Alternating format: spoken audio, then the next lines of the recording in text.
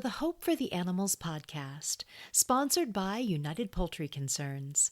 I'm your host, Hope Bohannick, and you can find all our past shows by going to our website, hopefortheanimalspodcast.org, and you can find my contact information there as well. I would love to hear from you. Today on the podcast, we have joining us Dr. Leila Dehghan, and she is a doctor and nutritionist from the UK. She's in London. But if you listen to the podcast regularly, you'll know that I don't generally feature anything about health or nutrition. There are a lot of podcasts out there focused on veganism and health. But for me, veganism is about ending the suffering of animals, justice for animals and the planet and humans as well. Veganism to me is a justice issue, and the health benefits are just a bonus. But Leila has a different angle in the nutrition sector, and she addresses the health issues that are exacerbated by racial and socioeconomic issues and how that relates to veganism. So a bit of a different take on it, and that's why I'm happy to have her on today. But first, it's been a little while since I've done a Glimmers of Hope segment. The Glimmers of Hope segment is where I research and report to you about good news for animals that's happening around the world, stories that might have been a little more obscure that you might have missed. And it's been a rough summer. We had kind of a glimmer of hope in the spring that the pandemic was easing here in the US. Masks were coming off and things were opening up, but that has now been squashed with another wave of people sick and dying from the Delta variant. And compounding that, there's just this relentless news of extreme weather events all around the world. And I'm living it here in Northern California, where once again, fire season has brought smoke choking the air and massive fires around our area. The sky is once again that ominous orange and the air quality is horrible. So I feel like I could use some good news. So I'm wanting to do another Glimmers of Hope segment so we can bask in a few things that are going right, a few good news stories for animals before we bring in our guest.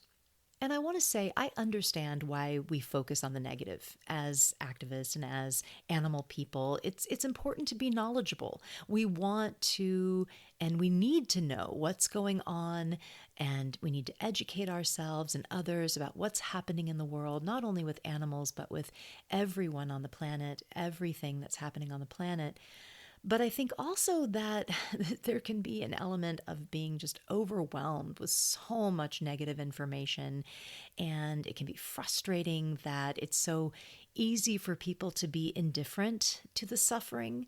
So we want to be sure that we are not indifferent, and that as caring, compassionate, sensitive people, being animal lovers, we want to be present with it. We want to bear witness. But sometimes that can be really overwhelming, and that's not healthy. So it's good to have balance. It's good to sometimes focus on the positive things that are happening. And there's a lot of them. There are a lot of good things, small wins that can be really hopeful, that it makes me hopeful that we can turn things around, that we can make the world a better place for everyone. So I give you some glimmers of hope. So I'll start us off with an environmental good news story. This happened earlier in the year, but I think it's really significant, and that's the House passed this Protecting America's Wilderness and Public Lands Act. And it's just a really sweeping legislation that protects places like the Grand Canyon and Colorado and California wilderness areas, protects them from mining and other kinds of threats, those kinds of things. It protects over 2 million acres of wilderness and land and water in those areas. And it still has to pass the Senate, but environmental groups are fairly confident that it will. And I'll just say that this is the incredible benefit of having a democratically controlled government. There are good things happening that we aren't hearing about every day that are protecting our wild spaces. Is it enough? No, of course not. But at least it's moving us in the right direction, where the last administration was just detrimental to our wild places and our wildlife. So there are good things happening for wildlife, for our land, for our water that we don't hear about every day. And one of them is this act, the Protecting America's Wilderness and Public Lands Act. Okay, in other good news, Maryland has become the fifth state to ban cosmetic testing on animals. So this is great news. It's also, though, an issue I think that has been moving way too slow. It's been way too slow to change. I can't believe that we are still in the US conducting horrifying and painful experiments on a variety of species of animals to test cosmetic safety, especially now that there's computer model testing that's even more accurate than animal testing. And public opinion is really against cosmetic testing. There was a poll in 2019 that showed that close to 80% of people in the US were overwhelmingly against animal testing for cosmetics. So I'm really hopeful that more states will follow Maryland quickly, and perhaps federal legislation will be coming soon. And I always want to thank the activists who made this happen. There's always compassionate people who worked hard to see these changes made. So I want to acknowledge them. Thank you to the activists that help create this ban and make this ban happen. This next story is also about a ban, and this is really big. This has the potential to save the suffering of millions of animals. New Zealand banned live export, and live export is the shipping of animals by sea in cargo containers. Australia and New Zealand are big live exporters of cows and sheep and other animals that are destined to numerous countries, Middle Eastern countries, Asian countries, to be slaughtered for their meat. And this issue has stood out in the activist community as really particularly horrible because of the suffering that these animals endure for days and weeks on these ships out at sea, where they're not cared for. Many suffer and die. So this ban from New Zealand is huge, and hopefully Australia will follow suit. And again, thanks goes to the New Zealand activist who helped to make this ban happen, a ban on live exports. So that's some really good news. So let's switch over to some good news food stories. The Glimmers of Hope segment always has food involved because there is just so much good new vegan food products constantly. So let's talk about some new vegan food that's coming out. There's so much hopeful progress made in this sector, and one of the stories is out of Europe, and that is there is a new kind of non-dairy milk, and that is potato milk. Milk made from potatoes. You know, it seems that every few months there's a new kind of non-dairy milk, but this one is from potatoes. There's a Swedish brand that's come out with a potato milk, and there's also a Canadian brand too, so it's probably not long till we'll see it in the US. And I really think it sounds good. I could see where someone could be like, "Oh, yuck, potato milk." But I don't know, it sounds good to me. I think about mashed potatoes, you know, how good mashed potatoes are. Anyway, I think it's going to be good. I want to try it. And using potatoes is actually really sustainable. Potatoes use half of the land required to grow oats and 56 times less water than it takes to grow almonds. And those are two of course, the most common crops now used for plant-based milks, oats and almonds. And so they're more sustainable. Hey, the more options, the better. I am down to try some potato milk. And in other good news, Impossible Foods is introducing vegan chicken nuggets this fall, and Beyond Meat is also releasing a Beyond Chicken Tender. And this is really incredible news for chickens. Up until now, the mimicking meat wars, mimicking meats being the plant based meats that really mimic the taste and texture of dead animal flesh, it's primarily been burger based. Burgers and sausages, that's really been the main focus. And red meat is on the decline anyway. It's chicken's flesh that has stayed steady, even increased. So I'm really glad to see the focus shifting to chicken products. That is where I think the focus needs to be. So I'm glad to see that. Both these companies are focusing on selling at restaurants, and they could be replacing chicken flesh on menus across the country. So that's really, really hopeful. The future is vegan. It's really exciting to see. So this next story is a little random, but I thought would be interesting to include, and that is that the New York City mayoral candidate on the Democratic ticket is an avid vegan.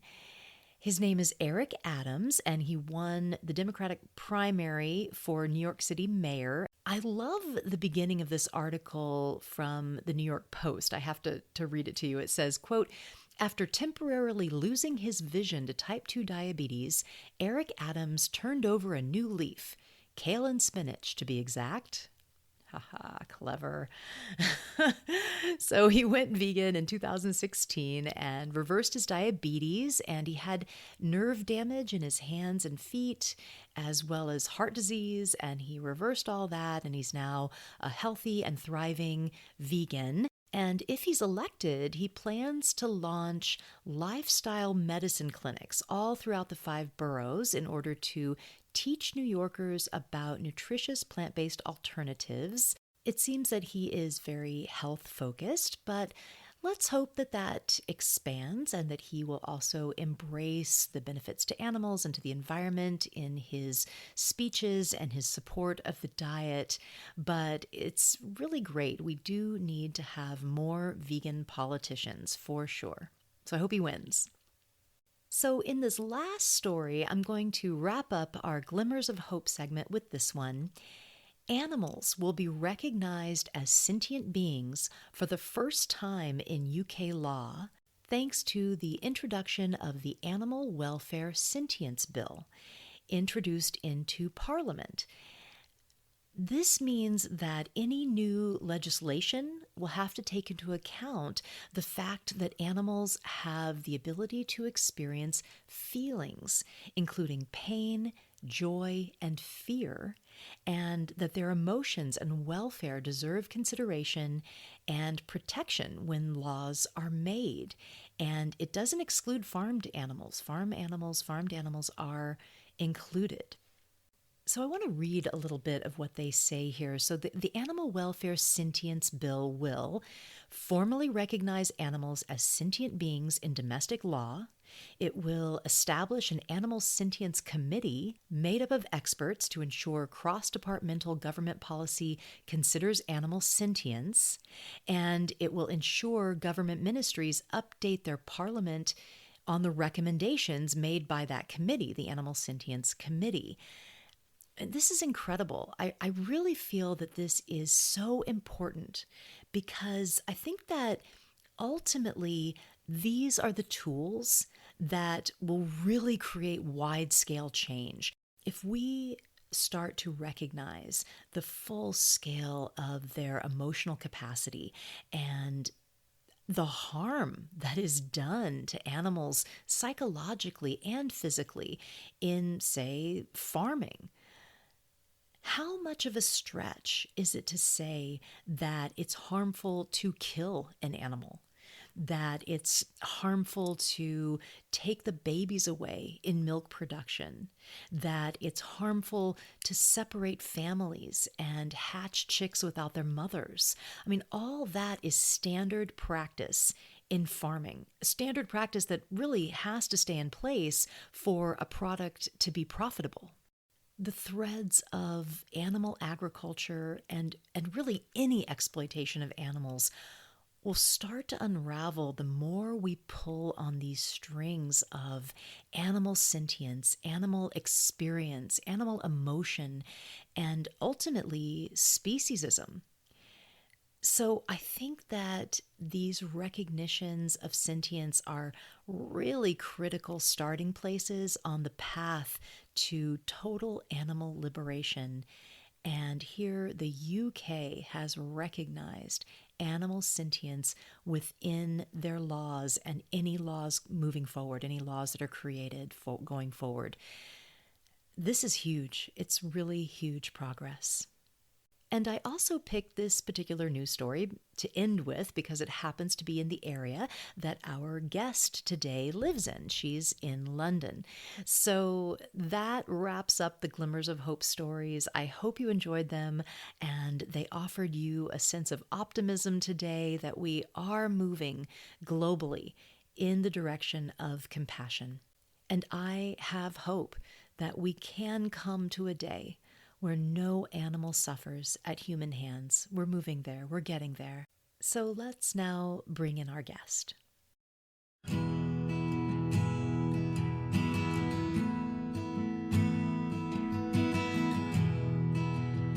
So today we are joined on the podcast by Dr. Leila Dehghan.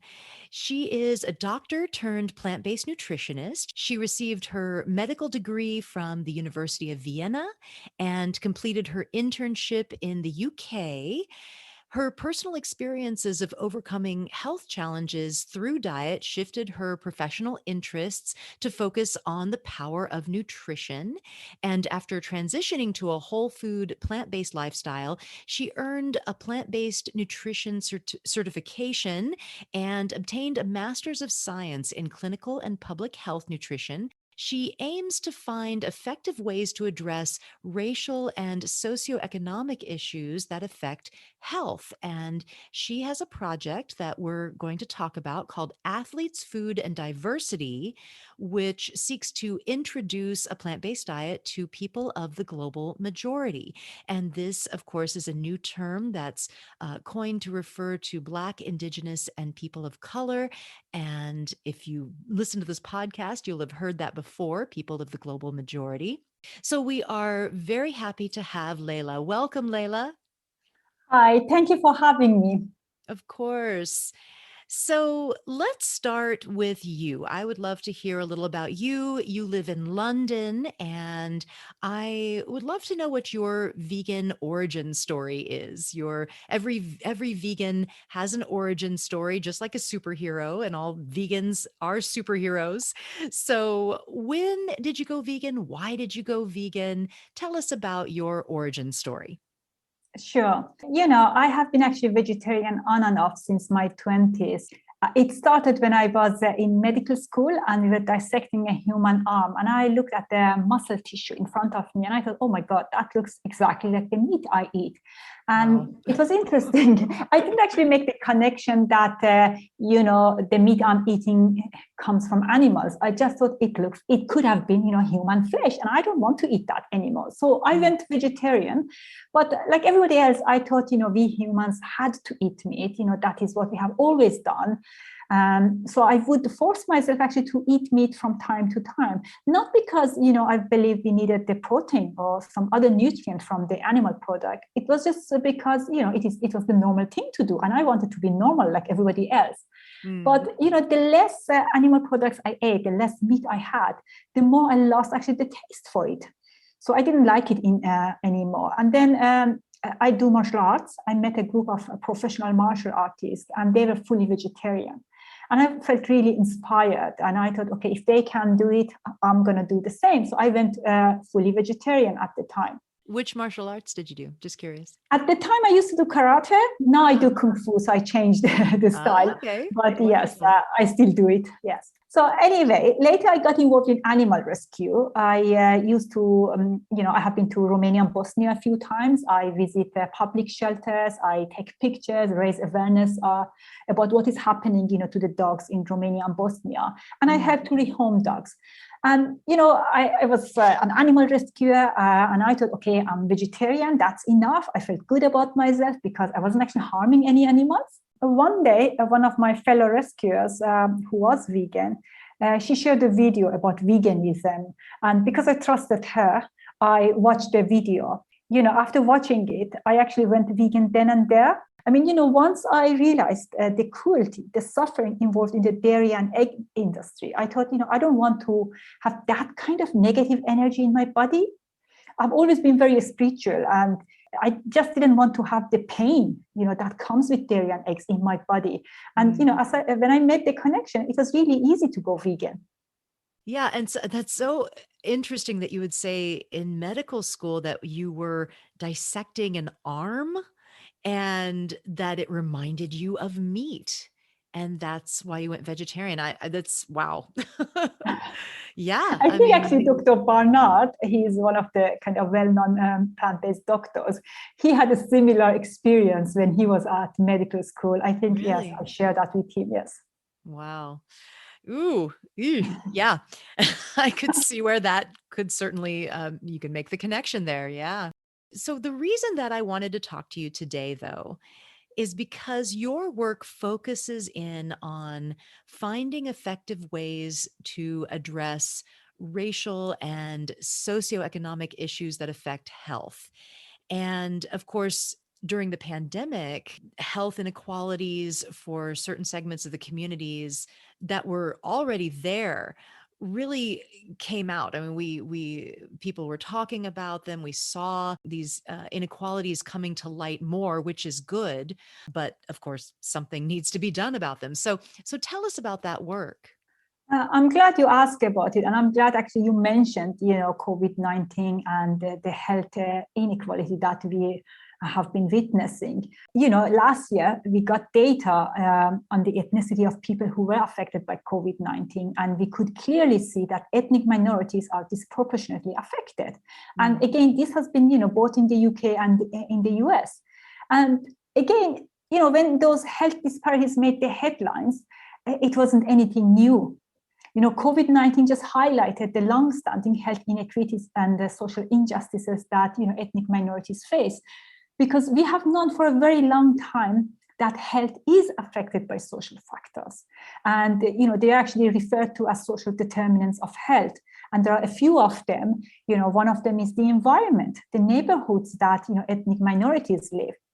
Again, we have data showing that socially marginalized people are actually overrepresented in the deprived areas. And in those deprived areas, usually people don't have access to healthy foods.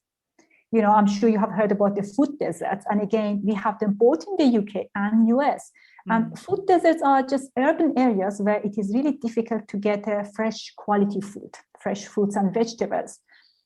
And people have actually to travel to another area, to another shop to be able to buy, healthy foods. And again, some people don't have the means to travel. And they have to decide, do I want to use that money on transport, or do I want actually to use that money on buying food from a shop which is closer but doesn't offer those healthy options? So that is one of the actually social factors which, makes it impossible for those people to eat a healthy diet. And then other social determinants of health are like the economic stability, the occupation that those people have, job conditions, and even access to healthcare.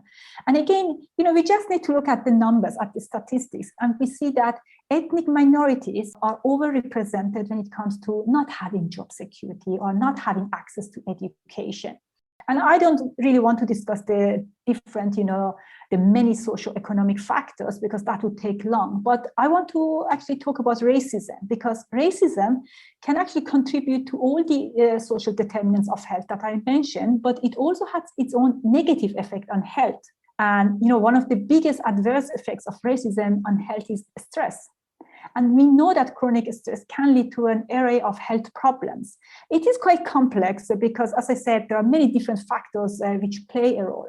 And I'm not going to claim that I have the answer, to be honest.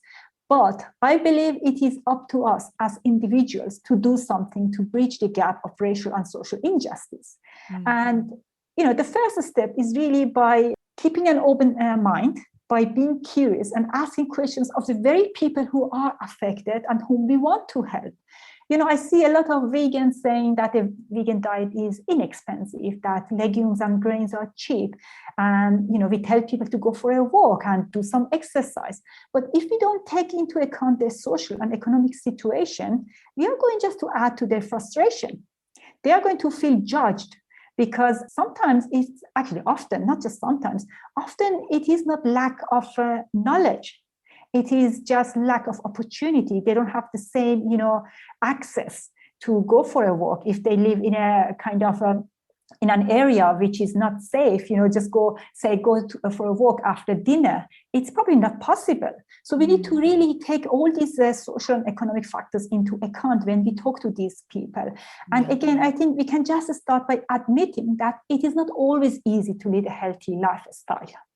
Yeah, absolutely. It's definitely something that we need to consider when we are doing programs and campaigns and being aware of numerous situations, and that, everyone has a different life experience. So not everyone, it's not going to be easy for everyone. So yeah, very important. Would you have suggestions for vegan campaigns, and what could we do to make our language and our campaigns more inclusive? That is actually a very great question, and I think we need to pay attention to that. When you look at the mainstream vegan movement, it is white. I know when we talk about it, a lot of people of color come and say, yes, we have always eaten a plant-based diet, which is true. But that is not about, what our past history is. It's about, what the mainstream media shows us. And this is white. And I have actually heard from two editors, who work at two online vegan magazines, saying that their content is usually aimed at white, middle-class female vegans. So they're actually admitting that they are ignoring people of color. Recently I have seen that a lot of articles, they have an image of a person of color. It is as if they want to say, oh, we are, inclusive, we are diverse. But then when you look at the content, it is the same content. So the content hasn't changed. The content is not inclusive. So we really need to change, what we write about. And we need to actually invite different voices. We need to invite people of color to tell their stories, their perspective, their unique insight. And that's why I actually appreciate your podcast, because I have seen that you have, interviewed other people of colors. And I think that is what we need. We need actually their lived experience, because they are going to have a different story. And, at the end of the day, if we want to be inclusive, we need to make the content inclusive. We need to have different voices, which is not happening.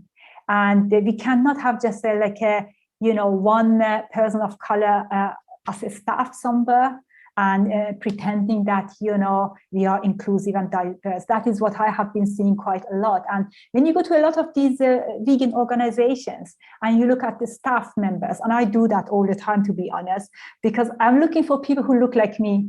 And sometimes, you see just one person. Yes, since BLM, that has been changing a bit, but it's not enough. Yeah, all good suggestions. Thank you. So you have a project called Athletes, Food, and Diversity. So tell us about this project. Tell us what it is and why you started it and its importance. I consider myself a vegan activist, and like all, vegans, I want a vegan world. But I'm also a nutritionist, and I truly believe that a plant-based diet is better for our health. And in a way, if you care for the animals, you should care for your health as well, because you want to be as healthy as possible. So, I'm not going to go into that, but I think, health is very important. So for me, it's always about, finding ways to spread the message.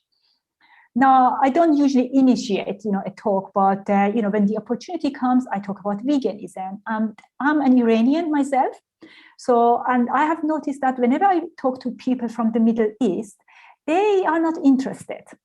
They keep telling me, "Oh, it's a white thing. It has nothing to do with me. It is something for white middle class people."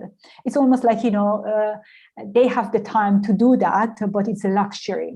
And so I started actually paying attention, and I'm in a few different Facebook groups, vegan groups, and I paid attention what is being said, and I also pay attention to the members, especially those groups where members have to pay and join.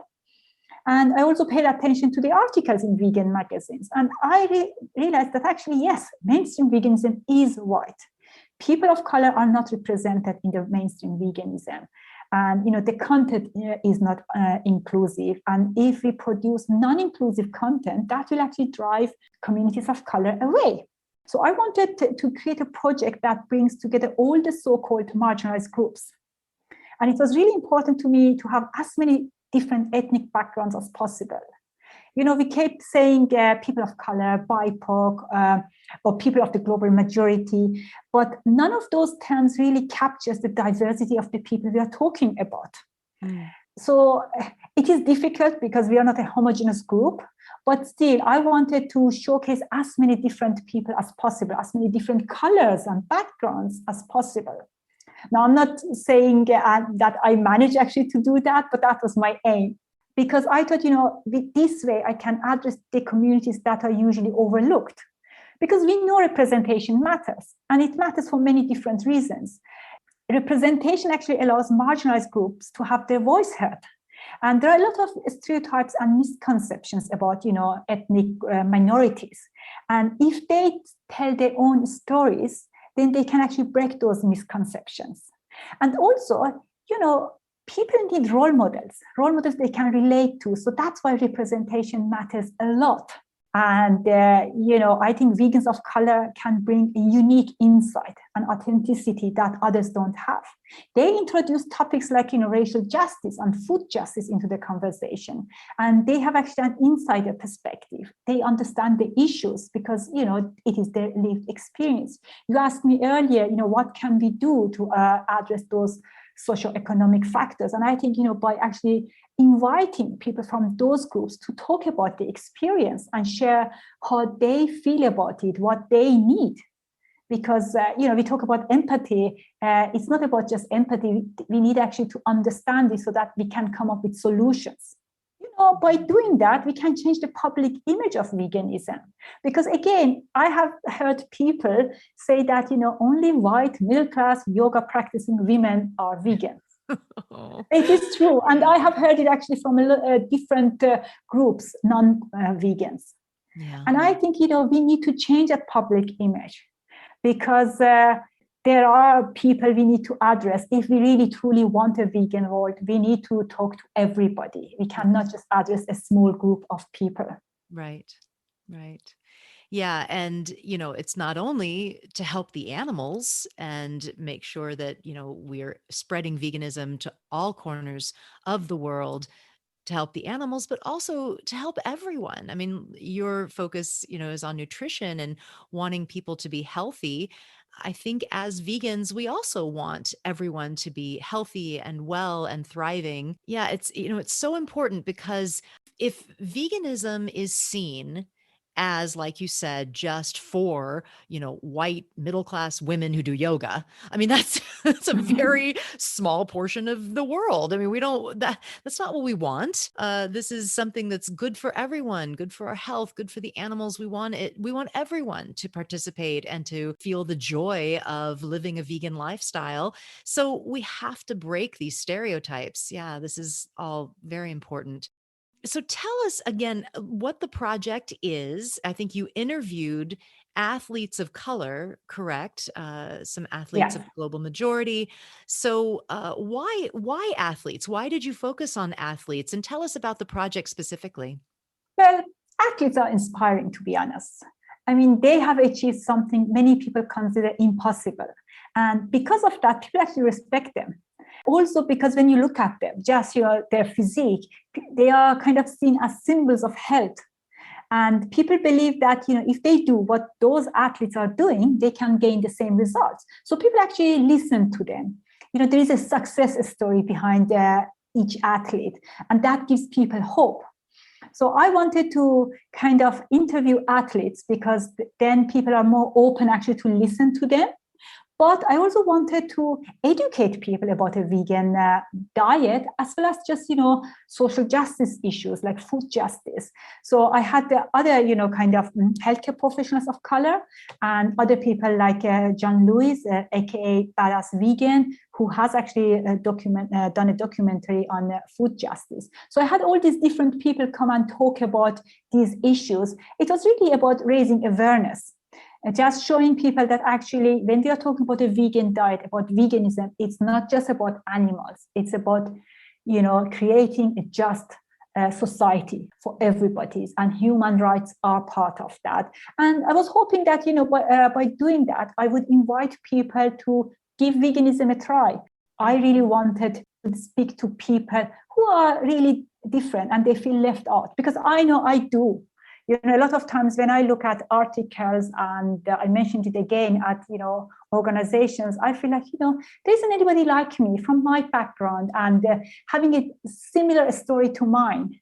And again, I thought, by actually asking really personal questions of those athletes, and people could find some similarities and be inspired and see, okay, if they have managed to do it, change their diets and change their health and be active for animals and for humans, fight for animals and humans at the same time, then maybe, they would feel inspired to do the same. Yeah. And so where is the project? Where could people find these interviews? Yes, they can find them on my website. There is a page dedicated to the project, and then there's the links to the YouTube videos. Okay. I'll definitely put that in the show notes. Thank you. Yeah. So you see veganism as a social justice movement. Tell us what you mean by that.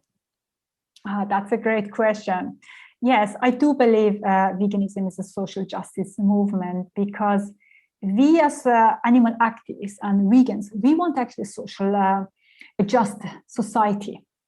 We want social justice, and social justice is really about fairness in society. It's about having the same equal rights. And obviously the opposite is social injustice. And when we look at it, social injustice is based on the premise that some people are better than the others. Some are more deserving. And that kind of thinking is shaped by creating binaries, having a hierarchy of power. So if we think about it, the underlying mechanism is us versus them. A group is superior to the other group, and the superior group has the right to oppress the other. And when we make a group of people, or in case of veganism, another species, the other, we can justify our exploitation of them. We can justify our abuse and our mistreatment. So it is the same principle. And I think it's really important to acknowledge and understand this concept, because if we don't, we will just perpetuate the same myths, and we make everybody else the other, and we won't achieve full animal liberation. So at its root, veganism is actually an ethical movement. It's a movement of respect and compassion for all. And we really need to understand that concept. And we cannot ignore the other forms of oppressions, because they are all interlinked. And if we wanted to change, we need to have a change at all levels. If we want a just society, we need to have equity and fairness for all. I'm going to give you actually an example, and I think that will make it clearer. I'm sure you heard that recently a herd of cows escaped a slaughterhouse. And now, I believe if it was only one cow, he or she would have had a better chance of actually being transferred to a sanctuary instead of going back to the slaughterhouse. And I know that because we have had a few cases of single cows escaping in the past. And there was one actually in Poland a few years ago, and they usually get the chance to go into a sanctuary. And recently, again, there was a pregnant pig who escaped, and not the pig and the babies are in a sanctuary. So when it is only one animal and they have a story, they have an agency, then we don't see them as the other anymore. They are not objects anymore. And even people who actually eat meat, people who are not vegans, they want to see that one pig, that one cow safe in a sanctuary. And usually as vegans, we say, yes, non-vegans suffer from cognitive dissonance. They love their pets. They advocate for that one pig, but not for all the other animals. And I think we actually do the same if we advocate for abused animals, but not for oppressed humans. So either we are against oppressions or we are not. And if we are, then we need to really address all the different oppressions which are out there. If we want full animal liberation, and I think that is what vegans want, then we really need to understand how the other oppressions work and how they influence veganism. Yeah, it reminds me of the word and the concept speciesism, and that kind of larger systematic oppression piece. So yeah, and it's interesting you talked about the cows that escaped. I actually saw a news segment on that, a morning news segment, where they were talking about these cows, and it was a large group. I think it was like 30 or so cows that escaped.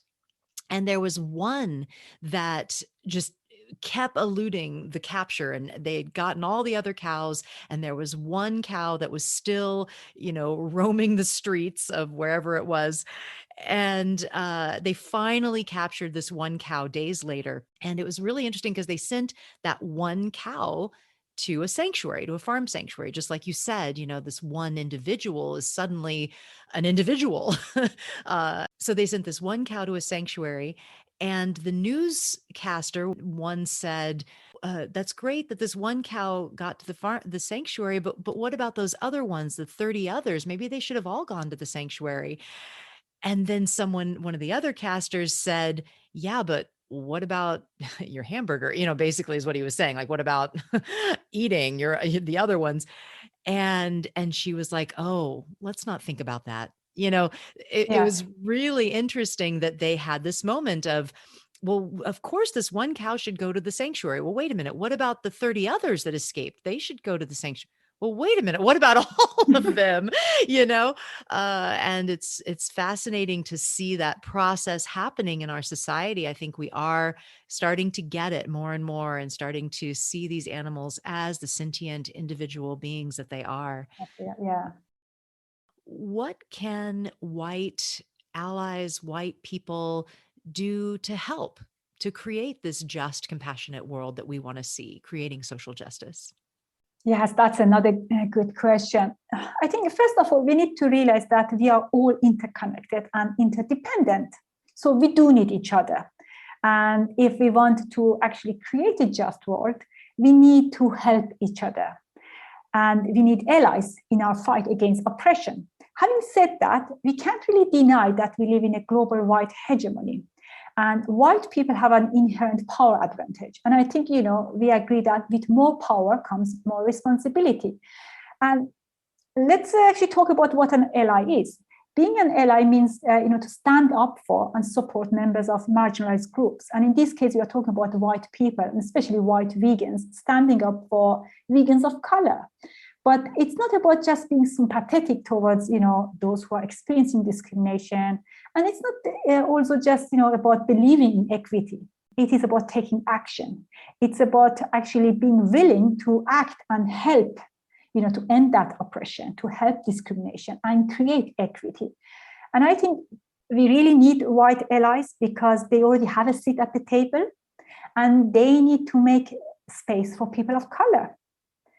They need actually to include people of color, to ask them for their opinion. People of color are not asking to be given a special treatment. People of color just want the same fair chances.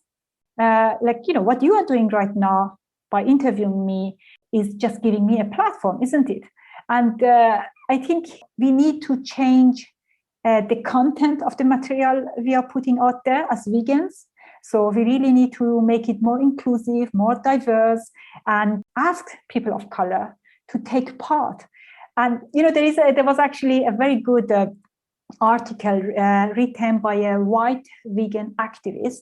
And I don't know if Sentient Media, they did a series of articles on racism within vegan movement. Yeah, they're Yes, wonderful. Sentient meat is yes, incredible. they did it in collaboration with Encompass. And so one of those white vegans, I really liked what she wrote. I mean, how she became aware of her white privilege. And she wrote a list of actions she wants to take to use her white privilege to help actually make the movement more diverse. And I really liked it. I can actually send you the link and you share it with your audience, because I think, that is a good start, becoming aware of your white privilege. Mm-hmm. But on the other hand, I want to mention something. People of color don't want another white savior. And that is really important to realize. So I know white people may feel overwhelmed, on the one hand, they want to help, but they don't know how. But I think, again, I'm going to go back to what I have repeated a few times during the podcast today. Just ask people of color, ask them questions. They will tell you, what they need. And yes, because we don't want to perpetuate the same kind of, colonialism that we have had. And we want to help people of color to feel empowered to take action. That is what we need. Very well said. Thank you. So, Leila, it's been wonderful to talk to you. I feel like we need to wrap up soon. And I ask all of my guests this, and I'd love to ask you too. What gives you hope for the future? Well, I really hope that the vegan movement, first of all, acknowledges that it is a social justice movement and then merges with other social justice movements. If we want kind of long-lasting change, we need to work together. We really need to all these social justice movements to come together and help each other to create a just world. We need each other. So I really hope that happens in future. I agree. Well, thank you so much for being on the podcast, and thank you for all your wonderful work. We really appreciate it. I will put links in the show notes to all your projects and things we mentioned. And thank you for being on the show. I really appreciate it. Thank you for having me. Thank you for giving me a platform to talk about my project, which is really close to my heart. I really appreciate that. Thank you for listening to the Hope for the Animals podcast. Please help us to support this podcast. And if you are on your phone, scroll down to those stars and give us a 5-star rating and maybe write a review. And if you're listening on your computer, maybe share this episode on your social media pages. Word of mouth is the best way for us to grow, so we need your help. Please tell others about this show, and thank you so much for that support and that love. And please live vegan.